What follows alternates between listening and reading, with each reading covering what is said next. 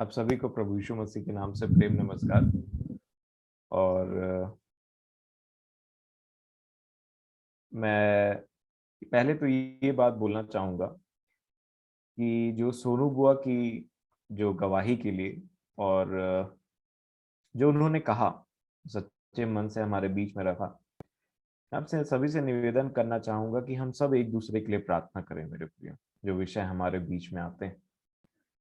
और सबसे पहले ये बोलना चाहूंगा कि देखिए, जब अन्याय होता है ना, जब कुछ गलत होता है ना हमारे साथ में, तो उतना टाइम एक इंसान को बहुत खराब लगता है, अंदर से बहुत खराब लगता है। और आपको पता है कि सबसे अच्छी बात क्या है कि प्रभु यीशु मसीह के साथ सब हो चुका है, उसको पता है कि कैसे लगता है। और आप इस बात को देखिए, पुराने नियम की बात अगर मैं करूं, जब यीशु का नाम नहीं था, बस वो तो था, बट जब उसको मैं पुराने नियम की बात करूं तो परमेश्वर ने अपने लोगों के लिए बात कहा कि कोई तुम्हें अगर छूता है ना, किसी भी तरीके से, मेंटली मैं समझता हूँ, फिजिकली, तो मेरी आंखों की पुतली को छूता है। और ये बात रियल है। और आप देखिए, नए नियम में अगर इस बात का मैं प्रगटीकरण करना चाहूंगा ना, तो आप देखिए, जब पौलुस कलीसिया को सता रहे थे ना मेरे प्रियो, शाऊल बोलने से घसीट रहे थे, मार रहे थे और बहुत परेशान करते थे, उतना टाइम स्वर्ग में बैठा यीशु, उसको इतना तकलीफ हो रहा था, इतना तकलीफ हो रहा था। सब कुछ कर सकता है वो पौलुस, क्या चीज था, शाऊल क्या चीज था, एक इंसान, उसको यूं खत्म कर देता। लेकिन उनके पास आकर के उन्होंने एक बात बोला, तू किसको सताता है, मेरी कलीसिया? तू मुझे क्यों सताता है? अगर आपको, मैं इसको ऐसे समझता हूं कि अगर हमारे साथ कुछ बुरा बर्ताव होता है ना, तो वो आज भी हमारा यीशु मसीह है, उसने आज भी दुख उठाना नहीं छोड़ा। कई बार लगता है उसने यीशु क्रूस तक क्रूस दुख उठाया और छोड़ दिया, आज तक वो दुख उठाता है। और इस बात का प्रमाण है पवित्र शास्त्र में, उन्होंने पौलुस से मिलकर के, शाऊल से मिलकर के इतने नम्र और दीन होकर के एक क्वेश्चन पूछ डाला कि तू मुझे क्यों सताता है। इब्रानियों की पत्री में एक बात लिखी हुई है, इब्रानियों 12 अध्याय, क्षमा करेंगे 13 अध्याय में एक बात, इब्रानियों 13 अध्याय और 3 वचन मैं पढ़ना चाहूंगा।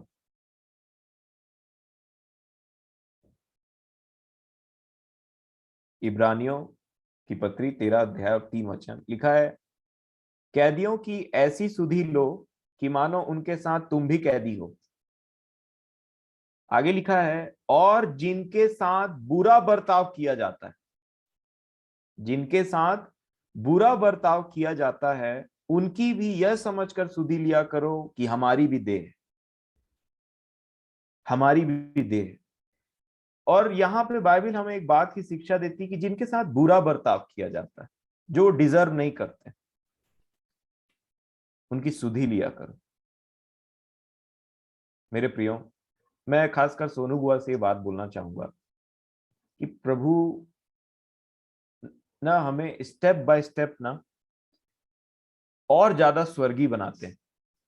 और आप देखिए, आप पवित्र शास्त्र को पढ़िए, आराम से पढ़िए, स्टार्टिंग से पढ़िए।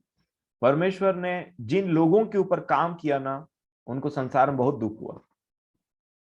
जिन लोगों को चुन लिया कि अब वो मेरे करीब आएंगे, उनको संसार में बहुत दुख हुआ, बहुत ज्यादा दुख हुआ।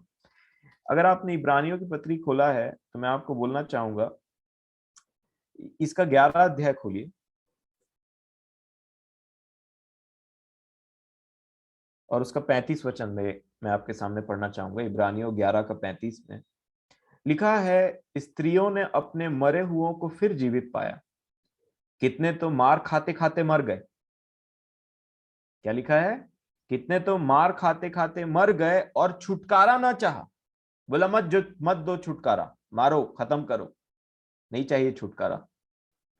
और आगे क्या लिखा है, इसलिए कि उत्तम पुनरुत्थान के भागी हों। उत्तम, आगे लिखा है, कई एक ठट्ठों में उड़ाए जाने, हंसी मजाक होती थी उनकी, और कोड़े खाने वरन बांधे जाने और कैद में पड़ने के द्वारा परखे गए। ये परख होती है हमारी। आगे लिखा है, पथराव किए गए, आरे से चीरे गए, उनकी परीक्षा की गई, तलवार से मारे गए। वे कंगाली में, किसमें, कंगाली में और क्लेश में, और दुख भोगते हुए भेड़ों और बकरियों की खालें ओढ़े हुए इधर उधर मारे मारे फिरे, और जंगलों और पहाड़ों और गुफाओं में और पृथ्वी के दरारों में भटकते फिरे। संसार उनके योग्य न था, लिखा है। ये पृथ्वी उनके योग्य नहीं थी, वो स्वर्गीय थे और स्वर्ग ही उनके लायक था। मैं आपसे निवेदन करना चाहूंगा, जब प्रभु हमें एक स्टेप और बढ़ाते हैं ना, तकलीफ होती है मेरे प्रिय, तकलीफ होती। बस यही बोलना चाहूंगा कि हमारा लगाव संसारिक वस्तुओं से घटता चला जाए, और ये जो दुख हमारे हिस्से में आता है ना, हम इस बात को देखें कि यीशु ने भी इसी तरीके से दुख उठाया और वो जानता है कि कैसा लगता है। इब्रानियों की पत्री में भी ये बात लिखी हुई है, आप पढ़िएगा, जरूर मिलेगा, कि जिनकी वो समझता है और जिनकी ऐसी हालत होती है उनको संभालना भी जानता है। और पतरस की पत्री में अगर आप एक बात पढ़ेंगे, पहला पतरस 3 अध्याय और 17 वचन, पहला पतरस 3 का 17, देखिए क्या लिखा है। पहला पतरस 3:17 लिखा है, क्योंकि यदि परमेश्वर की यही इच्छा हो कि तुम भलाई करने के कारण दुख उठाओ, तो यह बुराई करने के कारण दुख उठाने से उत्तम है। अब देखिए, दुनिया में दो प्रकार के लोग रहते हैं इस विषय में। एक जो किसी के ऊपर में बुराई करते हैं, एक जो उस बुराई को सहते हैं। बुराई करने वाला, बुराई सहने वाला। अगर मैं आपको बोलूं कि अनंत काल में जब न्याय होगा और अनंत अनंत काल के लिए हमको भेजा जाएगा कहीं पे, तो आप इनमें से कौन सा पोस्ट लेना चाहेंगे पृथ्वी में अभी? वो जो बुराई करता है दूसरे के ऊपर, या वो जो बुराई सहता है? और इसीलिए हमको क्या कहा गया है कि आशा में आनंदित रहो। जब हमारा जीवन इस पृथ्वी पे स्वर्गीय हो जाता है, जब हम जीवन पा जाते हैं ना, तो मैं ऐसा समझता हूं कि जब कभी मेरे जीवन में कोई दुख आता है ना, कई बार लोगों को लगता है कि अगले के जीवन में कुछ दुख नहीं है, लगता है इसीलिए बहुत खुश है और बहुत सब चीज अच्छा है, ऐसा ऐसा करके होने लगता है जब प्रभु में हम आनंदित रहते हैं तो। लेकिन जब हमारे जीवन में दुख आता है, तो मैंने उसको एक अपना एक दृष्टिकोण बनाया उसको देखने का, कि ये जो दुख आता है ना, ये हमें और यीशु के समान बनाता है। और दूसरी बात, जब आप इन बातों को सह करके ना इस पर विजय पाएंगे ना, जो कि पॉसिबल है, कठिन है, निश्चय कठिन है, क्योंकि आपको ये आपके मनुष्य के स्वभाव से खींच करके निकाल करके मसीही बना देगा, मार डालेगा आपको, आपका बुराई सहने का कैपेसिटी को बढ़ा डालेगा। और इसीलिए मैं बीते दिनों में बैठा हुआ था, तो मैंने एक बात प्रभु ने मुझसे बोला, जो मैं कल दादा से भी शेयर कर रहा था। मेरे प्रियो, जब तक मैं जीवित रहूंगा, शैतान मुझे कंटिन्यूअसली हराते रहेगा। जब तक मैं जीवित रहूंगा, शैतान मुझे कंटिन्यूअसली हराते रहेगा, मैं कंटिन्यूअसली हारते रहूंगा। लेकिन जिस दिन मैं मर गया और जिस दिन मसीह जिंदा हो गया, उस विषय में याद रखिए, शैतान, मसीह को हराना किसी के बस की बात नहीं, क्योंकि वो स्वर्ग और पृथ्वी का अधिकारी। और इसीलिए अगर मैं जितना मरूंगा, और ये सब प्रैक्टिस क्यों आती, मैंने आपको बताया, क्रूस को ट्रांसफर करने वाली बात है ये बस। और ये प्रमोशन है मसीही जीवन में। और तकलीफ तो होती है, जैसा कि आपने कहा, मैंने बोला कि जिनकी दुर्दशा होती है, जिनके साथ दुर्व्यवहार होता है, सही व्यवहार नहीं किया जाता, तकलीफ होती है। आप बताइए, हन्ना के साथ प्रभु था कि पनिन्ना के साथ? हन्ना के साथ था कि पनिन्ना के साथ में था? पनिन्ना के कितने बच्चे पैदा हुए, एक भी प्रभु के काम नहीं आए, और वो सोच रही थी कि मेरे तो इतने बच्चे हैं, और वो चिढ़ाती थी हन्ना को। प्रभु हन्ना के साथ थे, और हन्ना का एक ही बच्चा काफी था पवित्र शास्त्र में 2 बुक लिखने के लिए और 2 राजाओं का अभिषेक करने के लिए, क्योंकि परमेश्वर उसके साथ थे। परंतु उस चीज को पाने के लिए उसको दुख से गुजरना पड़ा। जब प्रभु की इच्छा हमारे जीवन में पूरी होती है ना, कि मैं मरूं, मैं मरूं, हो मेरे साथ में दुर्व्यवहार। मैं कल दादा से बात भी शेयर कर रहा था कि एक दिन मैं दूसरे कॉलेज जा रहा था जहां मेरा ड्यूटी लगा था, मेरा पुराना कॉलेज जहां से पढ़ करके मैं निकला हूँ। जा रहा था, थोड़ा लेट हो गया, इन्विजिलेशन का ड्यूटी था, तो जल्दी जाने के लिए वो गेट के पास पहुंचा तो गार्ड ने रोक दिया। बोला गया कि ये गेट से नहीं जाओ, वो मेन गेट से जाइए, ऐसे करके उसने बोला। मेन गेट से जाओ, मेन गेट से, ऐसे करके। मैं बोला अरे जाने दीजिए, मेरा एग्जामिनेशन ड्यूटी आज इंग्लिश, आज मेरे को जाना जरूरी है, थोड़ा सा खोल दीजिए, चले जाऊंगा जल्दी से। तो बोलता है नहीं नहीं नहीं नहीं नहीं, यहाँ से नहीं जाओ, उधर से जाओ, वो गेट में, सामने गेट में। मेरे को गुस्सा आ गया। गुस्सा में मैंने उसको क्या बोला आपको पता है? आपको पता है मैं कौन हूँ? मेरा इन्विजिलेशन का ड्यूटी लगा अंदर में जाके, मेरे को ड्यूटी, अभी मैं और वो ड्यूटी करने के लिए जा रहा हूँ और आप मेरे को जाने नहीं दे रहे हो करके। मैं इन्विजिलेटर हूँ, मेरे को जाने दीजिए अंदर करके, ऐसे करके। तो बेचारा ना सोचा कि कोई बहुत बड़ा आदमी है, इसको मैं गलती से रोक दिया हूँ करके, तो इसलिए वो चिल्ला रहा। तो उसने गेट खोल दिया। जैसे ही मैं गेट, मतलब उसने गेट खोला और मैं पार हो गया ना, मैं दुखित हो गया। मैं बोला मैंने क्या किया? ये पिछले साल की बात है, और उसका भरपाई प्रभु ने मुझसे कैसे करवाया आपको पता है? उस विषय में मुझे कैसे मारा, कि मैं अपने कॉलेज में जब आया ना, अपने कॉलेज में, तो वहां पे गार्ड अंकल लोग रहते हैं। तो पार्किंग में ना गाड़ी को रखने के लिए वो लोग ना, मतलब होता है ना, मैनेज करते हैं। तो हम तो वहां के फैकल्टी, हम वहां के असिस्टेंट प्रोफेसर, तो वहां पे चले गए और अपना वहां पे गाड़ी पे रख दे। तो कोई कुछ नहीं बोलता था, ना ही कभी ऐसा हुआ। लेकिन जब मैंने उन गार्ड को, अंकल को देखा ना, तो मैं आपको बताऊं, आज भी, आज की बात बोलता हूं मैं, तब से आज तक मैं वो गार्ड अंकल का परमिशन लेता हूं जानबूझ के, कि अंकल यहाँ ठीक है ना, कि अच्छा ठीक है, आज मैं बोला अब मैं लॉक को खोल देता हूँ, आपको जरूरत पड़े मेरे गाड़ी को इधर उधर कर दीजिएगा, जहां भी आपको लगे, ठीक है ना, यहाँ पे ठीक है ना। गाड़ी को पार्क करते टाइम में मैं उनको खोजता हूँ, और कहाँ है भाई अंकल, हाँ। वो आते, मैं पूछता हूँ यहाँ लगा दूं, वहां लगा दूं, तो ठीक है, वैसे करके। मतलब जिस एक चीज को मैंने वैसा किया, मैं समझता हूं कि परमेश्वर उस विषय में, प्रभु ने मुझे उस विषय में मारने के लिए मुझे ऐसा बोला कि अब तुझे इस विषय में मरना पड़ेगा। और तब मैंने उस चीज का पश्चाताप किया, और तब मैंने बोला नहीं प्रभु, ये जीवन मेरे को पसंद नहीं है। लेट हो रहा है, जो भी था, जैसे भी मैंने व्यवहार किया वो ठीक नहीं था। अब मैं इसकी भरपाई करूंगा, और इस विषय में मैं मरूंगा, क्योंकि मरना बहुत जरूरी है। क्योंकि जब तक मैं नहीं मरूंगा तब तक मैं हारा हुआ जीवन जीऊंगा, और लेकिन जब मरूंगा ना, तो मसीह को तो कोई हरा नहीं सकता। ये बात हम जानते हैं। और इसीलिए मेरे प्रियो, प्रतिदिन हमें मरना जरूरी है, प्रतिदिन मरना जरूरी है, और तभी हम मसीह, क्योंकि पौलुस ने इसीलिए ऐसा कहा कि मैं मसीह में सब कुछ कर सकता हूं जो मुझे सामर्थ देता है, मसीह में। और इसीलिए मैं तो बोलता हूं डेली मरिए, और जहां हमसे कुछ चीज ऐसा हो जाता है उसका पश्चाताप करिए, ताकि जब हम प्रभु के पास जाएं तो कोई भी ऐसी बात हमारे पास ना रहे जिसकी वजह से हमारा सिर नीचे हो जाए। प्रभु हमारे वजह से खुश हो हर बातों में। और इसीलिए जो छोटी छोटी बातें आती है ना हमारे जीवन में, ये हमको और प्रभु के समान बनाने के लिए आती है। क्योंकि पढ़ लिया, जानकारी हासिल कर ली सब बातों को, लेकिन जिया नहीं तो क्या मतलब।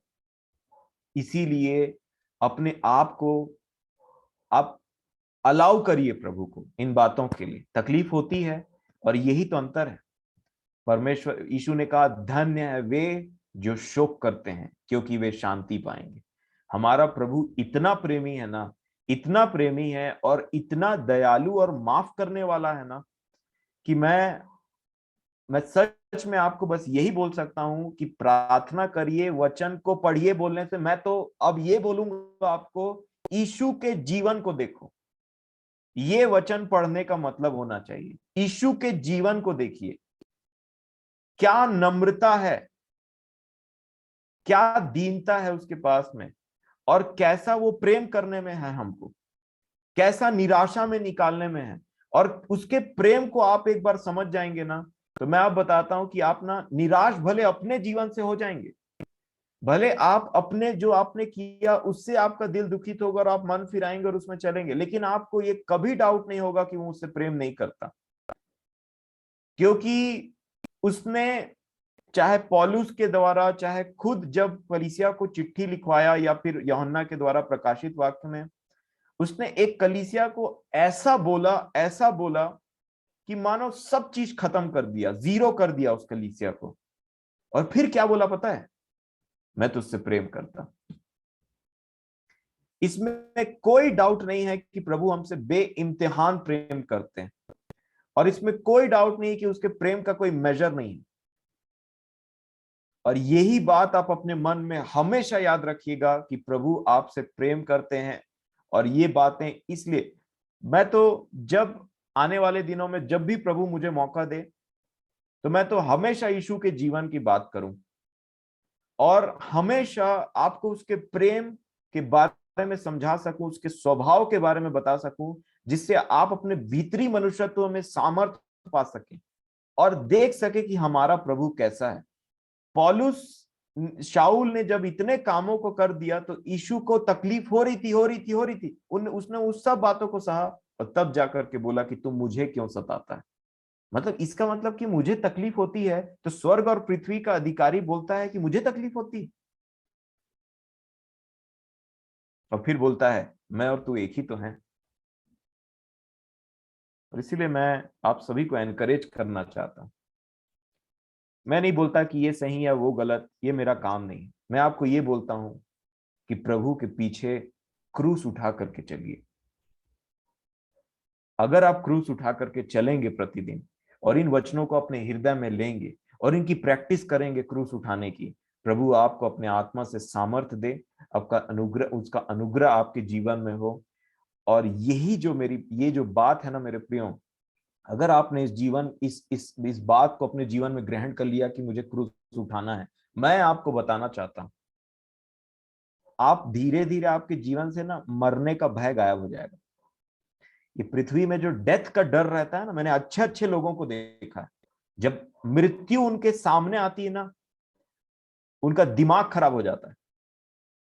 मतलब दिमाग हिल जाता है उनका, और अब उनके शरीर में जब कोई तकलीफ, या फिर उनको लगता है ना मैं मरने वाला हूं करके, वो बहुत ज्यादा परेशान हो जाते हैं। पर आपको एक बात बताना चाहता हूं, यीशु ने ना हमको ऐसा बनाया कि हमको मृत्यु से भय ना लगे। मैं तो यही प्रैक्टिस देता हूं, प्रभु मरना तो है, अगर आप उससे पहले आ गए तो अच्छी बात है, नहीं तो अगर मृत्यु मुझे आती है, तो मेरी तो इच्छा ये होती जाए कि इसमें बढ़ती जाए कि मैं किसी के लिए मरूं, किसी के लिए मरूं।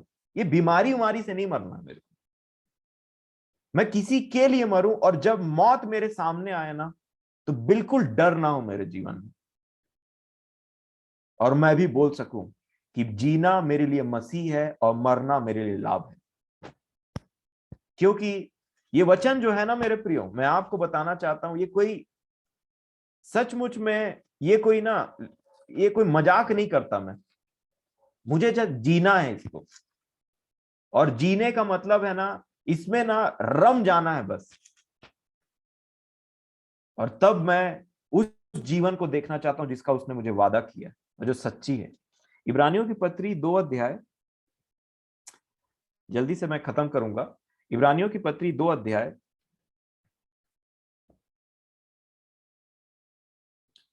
और उसका 14 वचन और 15 और 16 वचन पढ़ना चाहूं। यीशु के बारे में लिखा है, इब्रानियों 2:14, इसलिए जबकि लड़के के मांस और लहू के भागी हैं, तो वह आप भी उनके समान उनका सहभागी हो गया, ताकि क्यों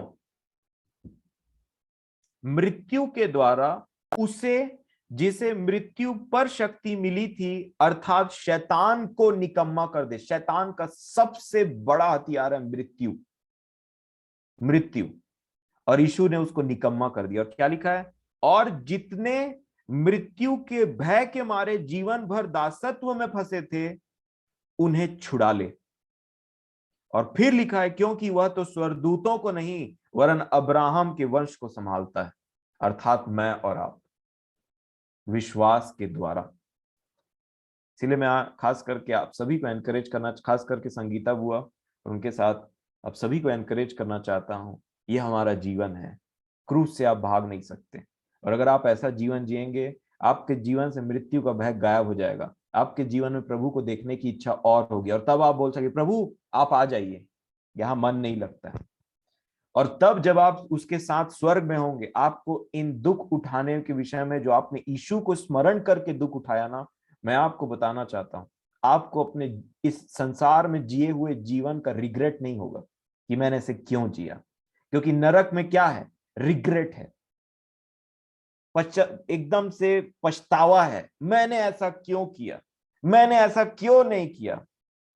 वो देखिए धनवान व्यक्ति के बारे में क्या लिखा है, ऐसा वैसा मेरे भाई, ये वो, उसको पछतावा है। मैं पछताना नहीं चाहता। भले मैं इस संसार में कम पैसे कमाऊं, मैं कोई घर नहीं बना पाऊं, मुझे ये सब चीज नहीं चाहिए, कुछ नहीं चाहिए मुझे, परंतु मैं एक चीज को कभी नहीं खोना चाहता, और वो ये है कि मैं अनंत काल के लिए प्रभु से अलग हो जाऊं। नहीं, ये मुझे बिल्कुल भी, मैं इससे कॉम्प्रोमाइज नहीं कर सकता। भले खाना नहीं मिले, भले संसार में कुछ नहीं मिले, भले मेरे पास ज्यादा पैसा ना हो, भले लोग बोले कि ये इतना पैसा कमाता है, आजकल वही सब चलता है ना, किसका घर कितना बड़ा है, किसकी गाड़ी कितनी बड़ी है, मेरे को कुछ नहीं चाहिए। और मैं आपको बताऊं, जब ये सब मैंने डिसाइड किया मेरे को कुछ नहीं चाहिए, तो ये सब ऐसा है कि ये मतलब, अब मैं क्या बोलूं आपको, और मेरा उसमें से किसी में मन नहीं लगता, और मैं अपने आप को प्रैक्टिस देता हूं कि इसमें नहीं मन लगाऊं। क्योंकि अय्यूब के अध्ययन को हमने किया था 2019 में, 2020 में, है ना, करीब करीब 2 साल होने आ रहे हैं, गर्मी का समय था। अगर मैंने सोने को अपना भरोसा कहा होता, ऐसे उसने कहा, पैसा, सोना, इन बातों पे, ये जो बातें हैं ना मेरे प्रियो, क्या लिखा है वो प्रकाशित वाक्य में, पता है, वहां सोने की सड़कें होंगी। तो जो जमीन में इनकार करेगा ना, पैर में उसको वो करेगा, जमीन में मतलब पृथ्वी में रहते रहते जो सोने को और चांदी को और पैसों को अपने पैर के नीचे रखना जानेगा, वही तो चलेगा वहां पे। सोने की सड़कें होंगी, मतलब ये जमीन का, ये जो जमीनी स्तर है, जो ये पृथ्वी का स्तर है, इसके जो धन दौलत है, उसको उसके ऊपर चलना है, वो आपके ऊपर नहीं चलाएगा, आपको उसके ऊपर चलना है। बाइबल में लिखा है ना, प्रकाशित वाक्य में, सोने की सड़कें होंगी। तो सोने का सड़क किसके लिए, चलने के लिए। तो पृथ्वी में इसको पैर के नीचे रखना पड़ेगा, पैसा को, और वही लोग चलेंगे फिर स्वर्ग में वो सोने की सड़कों पर। मेरे प्रियो, मैं नहीं बोलता कि आप जरूरतों की काम मत करिए, मेहनत करिए, अपने बच्चों के लिए सेव करिए, सेविंग करना बिब्लिकल है और लिखा भी है यहाँ पे, सब चीज करिए, परंतु इतना लगाव ना हो जाए कि जो बातें वचन में लिखी है ना, वह उसको छोड़ करके हमारा जीवन एकदम से अलग दिशा में चले जाए। जैसे कि अत्यंत क्रोध आ जाना, या फिर मतलब वो सूनापन, वो खालीपन, और वो सब चीजें आ जाना। नहीं मेरे प्रियो, ये आपको कंट्रोल नहीं करना चाहिए। तो प्रभु मेरी और आपकी सहायता करे इन विषयों पे।